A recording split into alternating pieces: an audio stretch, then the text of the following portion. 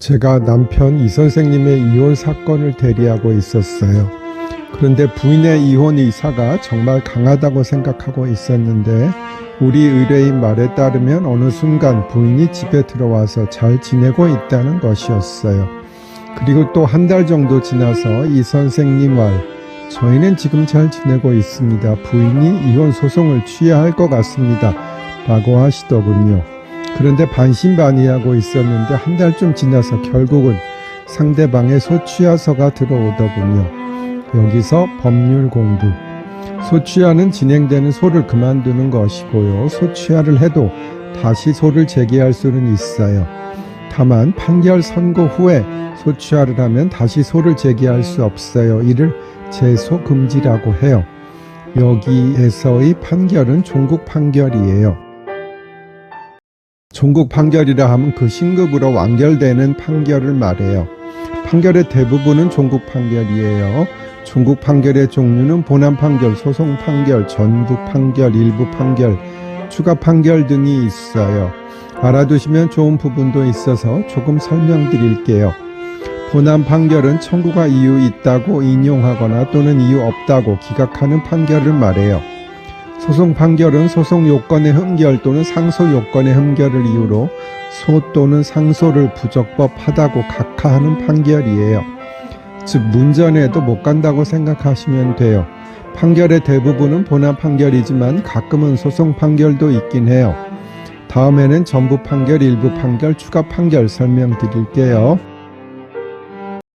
종국 판결의 종류 설명드리고 있었어요. 우선 전부 판결은 문제가 되는 청구 전부에 대한 판결을 하는 것을 말해요. 거의 대부분 즉 99% 이상이 전부 판결이에요. 일부 판결은 예를 들어 원고가 대여금 청구와 이전 등기 청구를 같이 한 경우에 대여금 청구에 대해서만 심리가 되었다는 등의 이유로 대여금 청구에 대해서만 먼저 판결을 하는 것이에요. 그런데 제가 이런 일부 판결을 본 것은 정말로 손에 꼽을 정도일 거예요. 판사들은 판결 선고하는 것을 제일 크고 중요한 일로 생각하는데 일부 판결을 하면 추후에 추가 판결이라는 것을 해야 하고 결국은 판결을 2번 이상을 해야 하는 것이니 일부 판결은 거의 안 해준다고 생각하시면 돼요. 다음에는 일부 판결 자세히 설명드릴게요. 전의 쇼츠에서 일부 판결 설명드렸고요.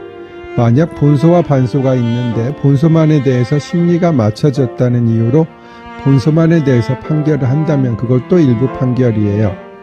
그런데 이렇게 하면 결국은 판결을 2번 해야 하기 때문에 아주 예외적인 경우가 아니면 판사들이 해주지 않고요. 만약에 본소만에 대해서 심리가 되었다는 이유로 원고 변호사가 종결해서 일부 판결을 해달라고 하면 판사는 반소도 같이 심리해서 판결한다고 할 거예요. 일부 판결을 하면 나중에 판결을 추가로 해야 하니 추가 판결이 생기는 것이고 그리고 항소 및 상고도 따로 진행할 수밖에 없는 것이에요. 소송 경제의 관점으로 보면 비효율적인 것이지요. 다음에는 일부 판결이 불가능한 경우에 대해 설명드릴게요.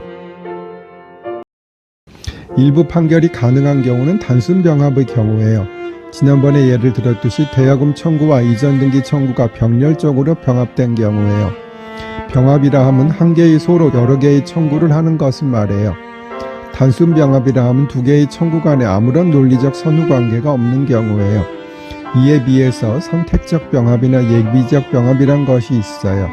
선택적 병합은 여러 가지 청구를 하는데 그 중에 한 가지만 인정되면 된다는 것이고 예비적 병합은 2가지 이상을 청구하는데 그것을 순서를 정해서 주의적, 예비적으로 청구를 하는 것이에요.